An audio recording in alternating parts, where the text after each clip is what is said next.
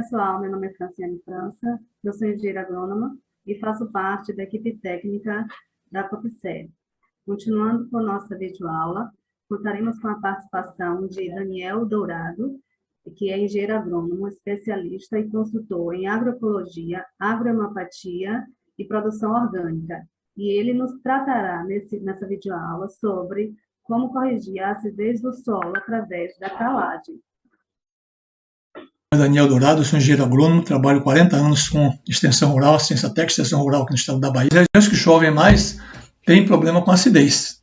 E a gente vai ver aqui, existem plantas indicadoras, existe maneira de a gente medir essa acidez, a gente saber como é que está essa acidez do nosso solo.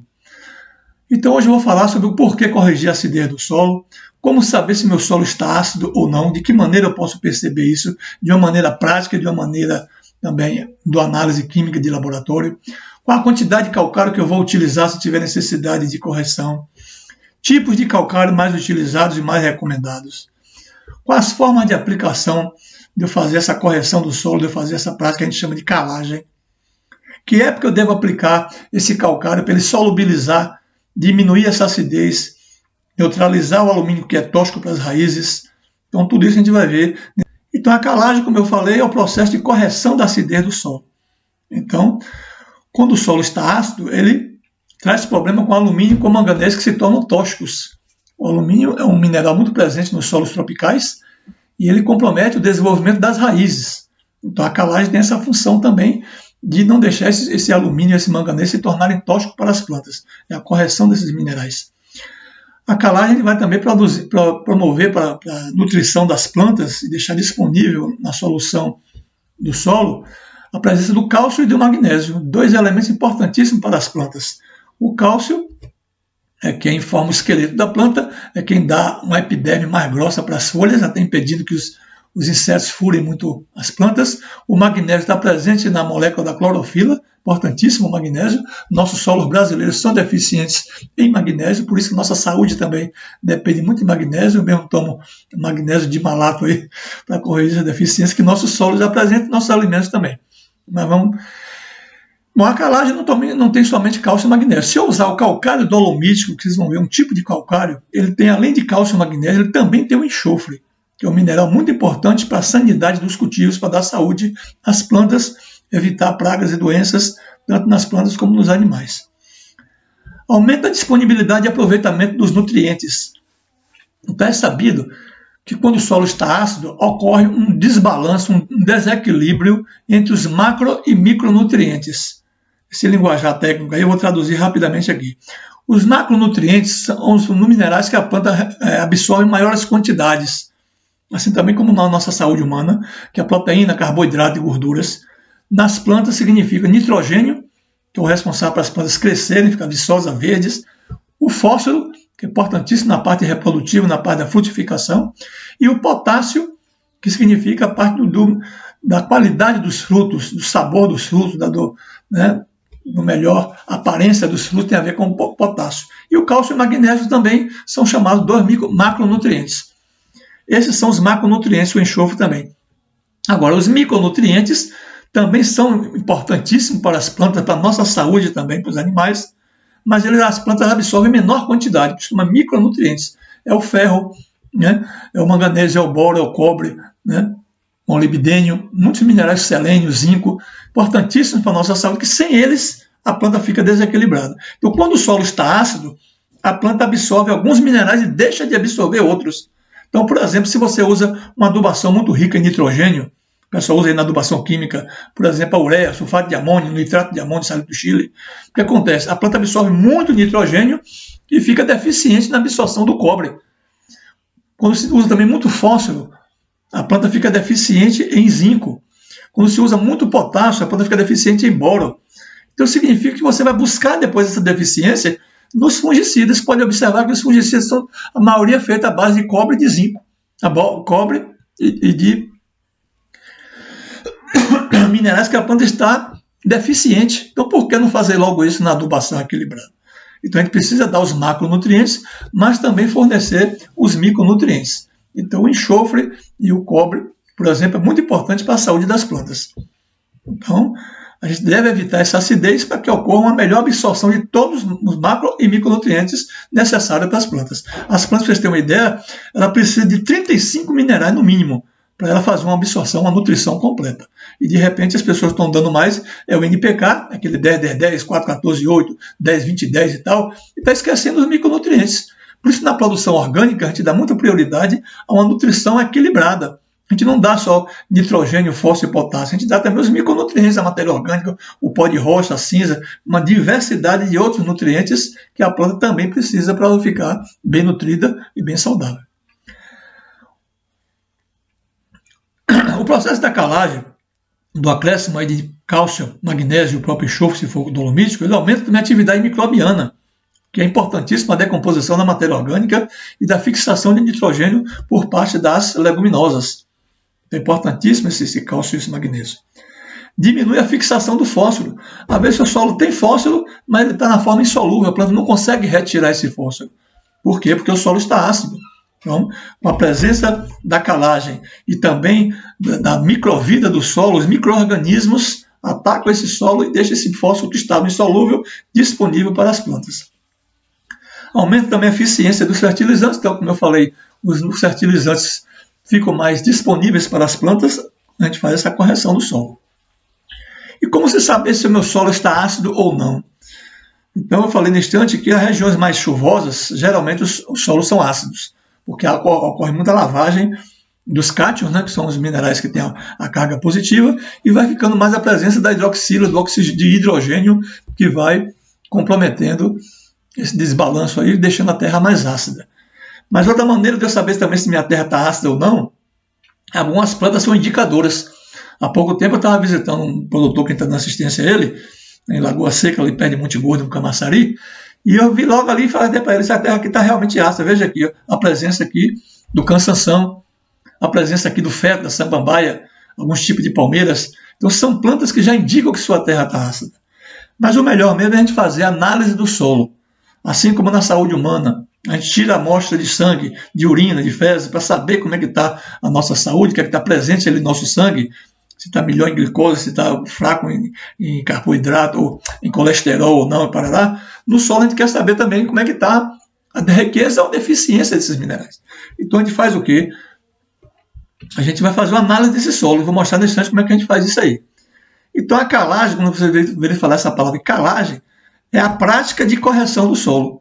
Então essa prática tem a finalidade de corrigir essa acidez do solo, suprindo também a deficiência de cálcio, magnésio e enxofre, quando é o calcário dolomítico, neutralizando esses elementos tóxicos, como eu falei, o alumínio e o manganês principalmente, elevando esse pH para chegar próximo de 7, que é na faixa de 5,5 a 7,5, é a faixa que as plantas mais desenvolvem melhor. Então, chegando perto de 7 já está beleza, já está neutro o solo, a planta já não tem mais problema de absorção dos minerais. E aí está, por exemplo, um estoque aqui de um calcário. Esse calcário aqui já vai ser utilizado aqui na propriedade de Tamorrita, aqui na Marimata de São João, que lá é uma região chuvosa, a região lá do litoral norte. Ele comprou esse estoque de calcário aí.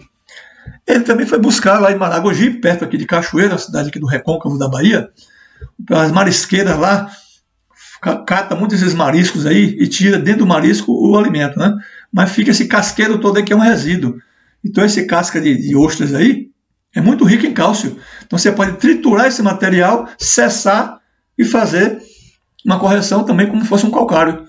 É claro que ele não é tão solúvel como um calcário dolomítico, vou falar aqui daqui a pouco, ou um calcário calcítico ou magnesiano, mas também pode ser utilizado tanto para a correção do solo, para a adubação do solo, que é rico em cálcio, mas também até para os animais.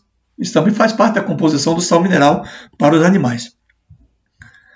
Uma outra fonte de fósforo também, ou de cálcio, aliás, é o pó de rochas. Eu vou fazer um vídeo ainda somente sobre esse pó de rocha, que é muito importante esse mineral. O pó de rocha, alguém chama também de farinha de rocha, ele tem 25% de cálcio. E além do 25% de cálcio, ele tem mais de 80 minerais dentro dele, principalmente os micronutrientes. Então é um adubo muito utilizado na produção orgânica, porque ele tem o cálcio, ele tem um pouquinho de potássio na faixa de 4 a 5%, mas ele tem mais de 80 minerais dentro dele. É importantíssimo a gente usar esse pó de rochas aí. Então quem for usar o pó de rocha junto com o calcário, já dá um desconto aí de 25%, porque ele tem esse cálcio dentro dele também. Há quem faça em pequenas áreas ou pequenas hortas, pequenos cultivos, o uso da farinha de osso. Nesse caso aqui, ele está até fazendo a fogueira aí. Ele foi buscar esses ossos dos marchantes, dos açougueiros. Ele compra baratinho, quase de graça, esses ossos aí. Então ele torra esses ossos, tritura numa forrageira, e aí você vai cessar e tem agora farinha de ossos. Muito rica também em cálcio e é uma fonte também de fósforo. Certo? Muitos agricultores também em pequenas áreas, que plantam em pequenos espaços, faz uso, vocês devem conhecer disso, o pessoal recolhe muitas cascas de ovos, deixa secar ou torra, né, no forno, no fogão, e tritura esse material para fazer o pó da casca de ovo. Também rico em cálcio, o pessoal até gosta, talvez não sabe o que tem dentro dessa casca de ovo aí, mas ela é muito rica em cálcio, rica em outros tipos de minerais. Mas, como estamos falando aqui em áreas maiores, vamos trabalhar em cima aqui do calcário, que é uma fonte mais disponível, mas até barata para você comprar também, produzir e utilizar. Como saber se meu solo está ácido? Então, como eu falei, depende da região que você está, depende das plantas indicadoras que lhe mostram também que seu solo está ácido, mas o melhor mesmo é fazer isso aqui, ó, é a análise do solo. Então, a gente, primeiro, para vocês entenderem, para fazer a análise do solo, eu tenho que coletar a amostra do solo. Aqui vocês estão vendo que tem uma região mais alta, topografia mais acidentada, mais alta aqui, uma região mediana que está aqui e uma região de baixada que está aqui, perto até da mata ciliar. Então, o que acontece? A gente geralmente coleta em faixas uniformes. Então, se eu tenho, por exemplo, um solo mais fraco, um solo mais rico, eu tiro duas amostras. A amostra do solo mais fraco e a amostra do solo mais rico. Geralmente a gente vai tirar onde a gente vai plantar. Mas se eu vou plantar nos dois solos, agora mesmo eu fiz, como eu falei há pouco, em Lagoa Seca, duas amostras, porque eu vi que tem uma terra lá de uma coloração mais branquiçada e outra de uma coloração mais escura. Então o solo é diferente do outro. Eu fiz uma amostra de um solo 1 do solo 2. Como é que a gente faz essa amostra? A gente faz caminhando assim, zigue-zague, para ficar várias amostras. A gente coleta para ficar, depois a gente mistura tudo para fazer uma amostra só. Então eu vou fazendo como? Os técnicos utilizam esse equipamento chamado trado, que é tipo um parafuso aqui, que você vai roscando aqui na terra e ele já sai aqui nessa amostra que você vai coletando e colocando num balde plástico. Chama a atenção que esse balde não pode ser nem de alumínio e nem de ferro, porque senão vai liberar o alumínio ou o ferro e vai mascarar o resultado da sua amostra, porque vai aparecer junto com o seu solo. Então, geralmente, vai fazendo o quê? Coletando vários pontos, vários buracos aqui e tirando a amostra, botando nesse vasilhame de plástico, depois mistura tudo para tirar apenas uma amostra que vai colocar aqui numa caixinha para mandar para o correio. Se você não tem esse trado, como é que você faz? Com a própria enxadete, ou enxada ou enxadete, você cava um buraco aqui de 20 a 30 centímetros, é suficiente essa fundura, cava aqui uma parede aqui, você cava aqui uma fatia, como você cavou aqui, e está colocando aqui dentro. Então você coleta, por exemplo, umas 10 amostras aqui em zigue-zague, lá em cima, lá embaixo, tal, mistura tudo aqui dentro e tira meio quilo a 1 quilo, para não ficar muito caro a sua despesa de correio aí, a gente geralmente manda pelo correio, basta meio quilo, já é suficiente. A gente bota dentro de um plástico, numa caixinha. Geralmente o laboratório manda para a gente um fichário que ele preenche aqui alguns dados, porque ele vai querer saber o seu nome, o seu endereço, né, sua identidade, seus documentos, o que é que você quer plantar, o que é que existia antes de você plantar, para até lhe dar subsídios para recomendar não somente a quantidade de calcário que vai ser utilizada, mas também ele já lhe formula uma receita de adubação para você melhorar o seu plantio, a depender do que você quer plantar. E quando você já tem um resultado da amostra de solo, que eu vou mostrar no final, na estante aqui já, o resultado de uma amostra, você tem a quantidade de calcário que eles recomendam por hectare. Hectare significa 10 mil metros quadrados, ou 2,3 tarefas de terra. Então, se por exemplo ele colocou assim, 1.000 quilos de calcário por hectare, então eu vou pegar esse 1.000 quilos e distribuir em 1 hectare de terra, que é 10 mil metros quadrados, ou 2,3 tarefas. Se a área for menor, eu faço o quê? Eu faço uma regra de 3. Em 1.000 metros quadrados, ou em 1.000 quilos por hectare, é a mesma coisa que eu dizer 100 gramas por metro quadrado. Então, quem trabalha com hortaliças, a gente pode chegar a um canteiro e pegar assim 100 gramas por cada metro quadrado para fazer essa calagem, essa correção. Essa calagem tem que ser espalhada bem uniforme em toda a área. E a gente vai depois fazer o quê? A incorporação desse calcário no solo. Então, geralmente, o solo já está limpo. A gente vai, depois também vou dizer como é que a gente faz a correção num solo que está plantado no solo que tem inclusive culturas permanentes ou até pastagens. Então, em seguida, a gente vai pegar nas primeiras chuvas fazer o quê? Incorporar o calcário com arado, uma aração leve, nunca profunda, para você misturar esse calcário no solo. Como o solo tem uma certa umidade e está chovendo na região, esse calcário vai solubilizar, vai derreter aqui para liberar o cálcio, o magnésio, talvez até o próprio enxofre, para corrigir essa acidez, neutralizando os elementos tóxicos. Quais os tipos de calcário que nós temos disponíveis no mercado? Existe o calcário calcítico, que ele é mais rico em cálcio, óxido de cálcio, está vendo? Mas ele já é mais pobre em magnésio. E o interessante é a gente buscar riqueza em cálcio, mas também em magnésio, que eu falei que nossos solos são pobres em magnésio. Já o calcário magnesiano, ele tem 30% a 40%, um pouco menos do que o calcítico, mas ele já é mais rico em magnésio, está vendo? E o dolomítico, que é o que eu recomendo, é esse aqui. Apesar de não ser tão rico como o calcítico em cálcio, mas olha a riqueza dele em magnésio. E além do cálcio e do magnésio, aqui não está presente, mas ele também tem o enxofre, que é um mineral importantíssimo para as plantas. É um macronutriente e é também importante para a sanidade dos cultivos. Então vamos ficar com esse calcário dolomítico. Um detalhe que eu quero chamar a atenção de vocês também, quando for comprar esse calcário, se puder pagar um pouquinho mais, que não é muita coisa, você compra um calcário com PRNT 100%. O que quer dizer PRNT? Poder relativo de neutralização total. Traduzindo, isso significa o quê? Que o calcário é mais fino, ele vai ser mais fácil de ser solubilizado. Assim como tem calcário 100% PRNT, tem outros que é 90%, 80%, ele já é um pouco mais grosseiro, vai demorar mais para solubilizar e fazer a neutralização.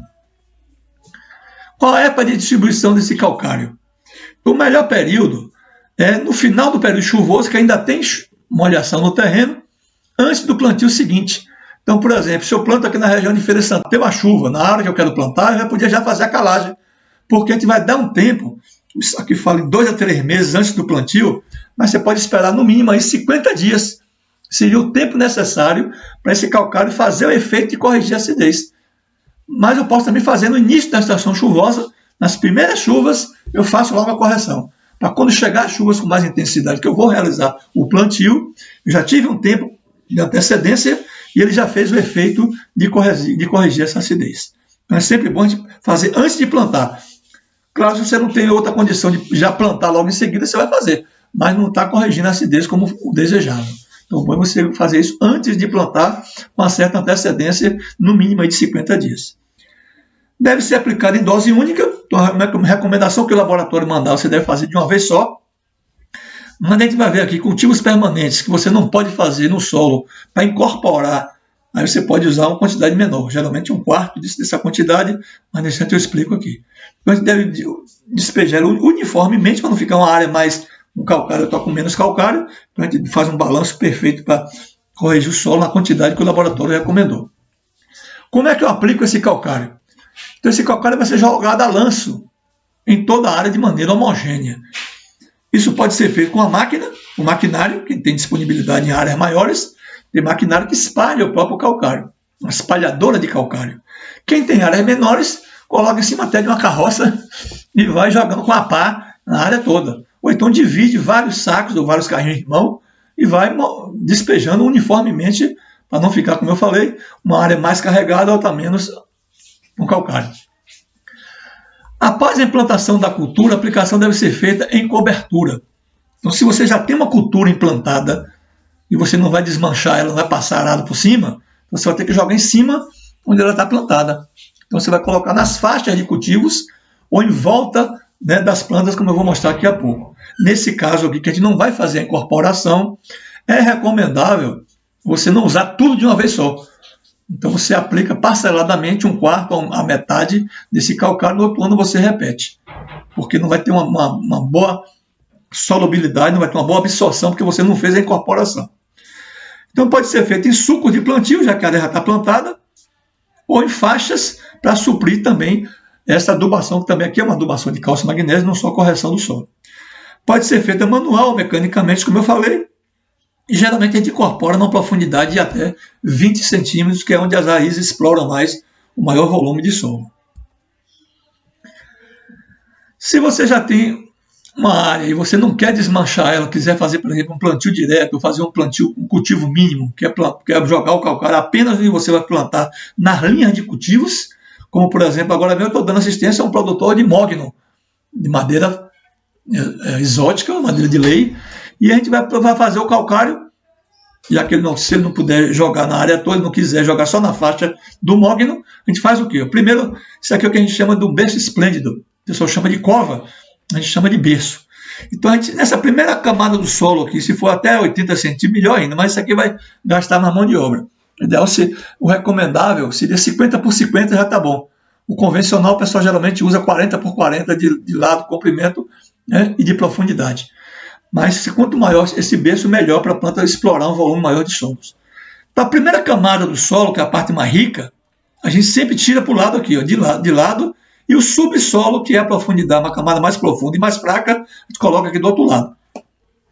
Então, numa adubação, numa calagem, nos moldes da agricultura orgânica, da produção, nos princípios da agroecologia, como é que a gente faria? Eu pegaria o calcário aqui, ó, 1,5 copo de calcário, um copo geralmente é 150, 200 gramas aí, 1 copo de fosfato natural, ou termofosfato, fosfato natural de Olinda, de Araxá, vou fazer um vídeo ainda sobre isso, o hiperfosfato também, que pode ser de Gáfisa, pode ser o Dauí, porque ele libera mais rápido esse fósforo, ou termofosfato, que também é um fosfato que libera mais rápido. Então eu botaria também 1 copo desse fosfato, 1 copo de pó de rocha, olha o que eu falei no instante aqui, riquíssimo para dar uma nutrição completa para a planta, 1 copo de cinzas, que é rica em potássio, rica também em cálcio e muito rica também em micronutrientes, e 20 litros de composto.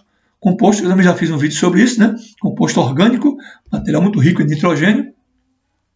Então aqui a gente mistura aí com a terra de cima, que é a terra mais rica. E a parte do subsolo tornaria a colocar mais nutrientes, porque onde as raízes vão se desenvolver mais tarde aqui, ó. Então seria 2 copos de calcário calcítico, 1,5 copo de fosfato natural, um pouco mais de fosfato natural aqui no futuro, 1 copo de pó de roças, 1,5 copo de cinzas. Olha que adubação completa. Isso aqui vai ser devolvido para o solo, isso aqui volta para cá também, e você vai ter agora uma planta muito bem corrigida e nutrida para se desenvolver bem. Então a gente vai fazer o que aí? Tirar a muda do saquinho com muito cuidado. Geralmente ela pode estar enovelada lá embaixo. A gente corta aquela parte de baixo. Se tiver a área enovelada, a gente corta essas raízes para não nascer torta. A gente pode plantar entre as fileiras de plantas adubos verdes, que é para manter a terra coberta, e também adubada com nitrogênio, que tem bactérias que fixam o nitrogênio do solo. Ou a gente pode até plantar em volta, eu vou mostrar até uma experiência que eu faço no sítio lá, a gente planta geralmente feijão de porco, andu, crotalária em volta, porque além de estar fofando a terra, a planta está pequenininha ainda, depois eu corto isso aqui, já vira a cobertura morta e a terra também já ficou mais adubada com as raízes das leguminosas. Então, eu posso fazer também o quê? Um tutoramento na minha planta. Eu posso também colocar uma garrafa PET aqui, enfiada um pouquinho no solo aqui para evitar as formigas, para não comer minha planta. Então a planta aqui já está corrigida da calagem, já está bem adubada, com todo o nutriente que ela precisa, já está protegida contra o vento, contra o tutoramento, e com a garrafa PET aqui cortada, claro, se for pequenas áreas. Se for muitas áreas, você não vai achar tanta garrafa PET para isso, não. E depois a gente faz o quê? Irriga com biofertilizante, que é um adubo muito rico em micronutrientes, para ficar mais bala ainda essa nutrição. Há quem use também até o FTE, quem não usa pó de rocha, usa FTE. FTE é um adubo muito rico também em micronutrientes. Geralmente se recomenda na faixa de 100 kg por hectare, porque a gente vai precisar também desses micronutrientes, como eu falei. O cobre, o zinco, o boro, o manganês, molibdênio, cobalto, ó, tudo aqui está no FTE ou já está presente no pó de rocha, que tem mais de 80 minerais, inclusive todos esses aí. Então está aqui já o rapaz fazendo aí a correção do solo. Neste caso aqui ele está usando o calcário com o pó de rocha. Ele botou meio a meio. Então vai ficar o quê? 75% de cálcio, que o pó de rocha já tem 25%, e vai levando também já junto muitos minerais que o pó de rocha vai acrescentar aí. Então ele está fazendo já a adubação aí, a calagem e a remineralização desse solo usando o pó de rochas também. Em seguida vai ser colocado aí o quê?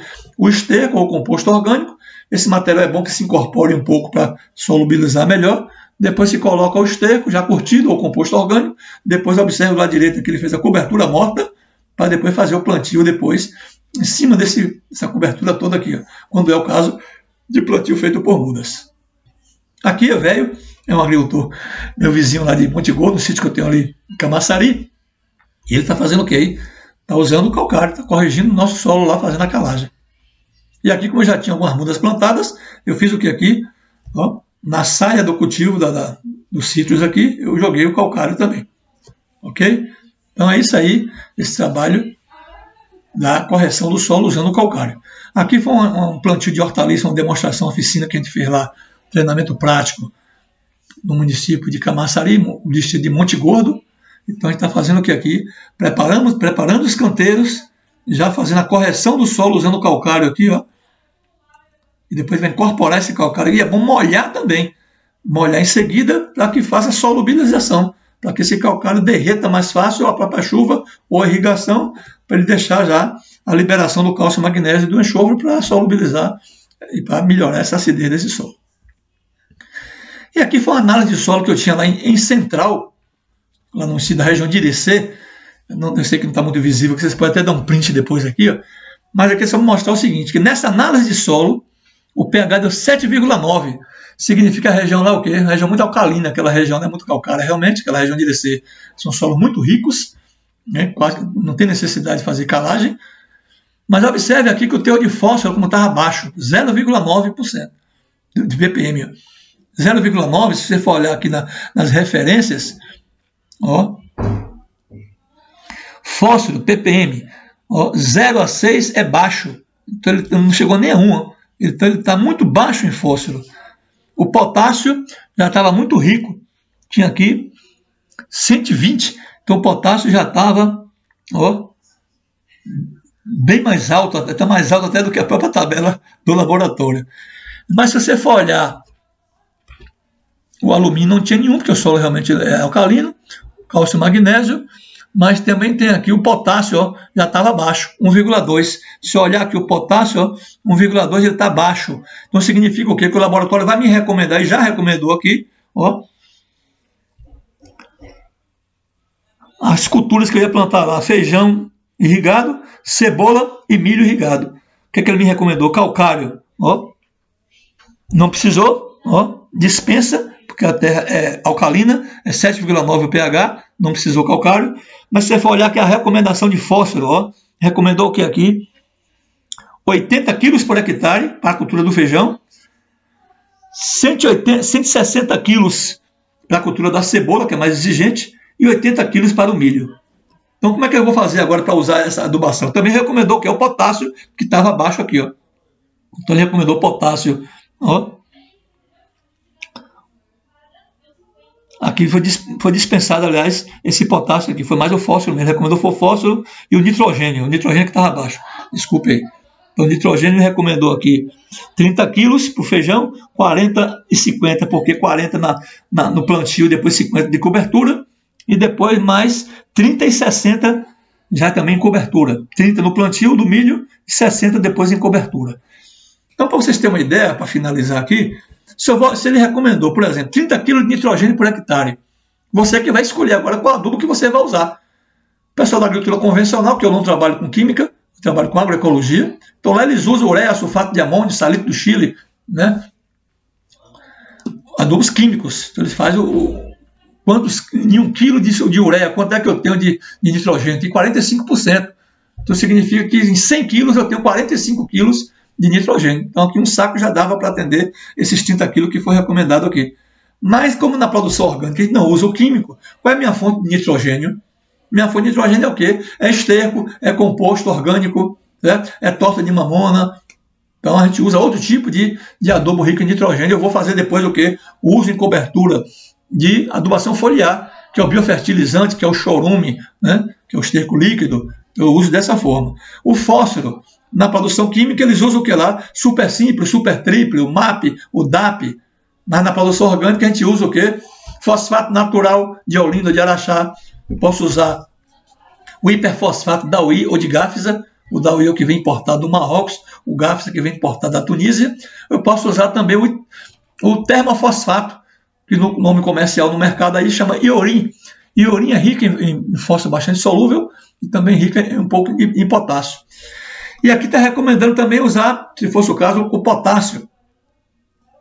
Aqui não precisou, mas se fosse recomendável lá, eles usam o quê? Cloreto de potássio.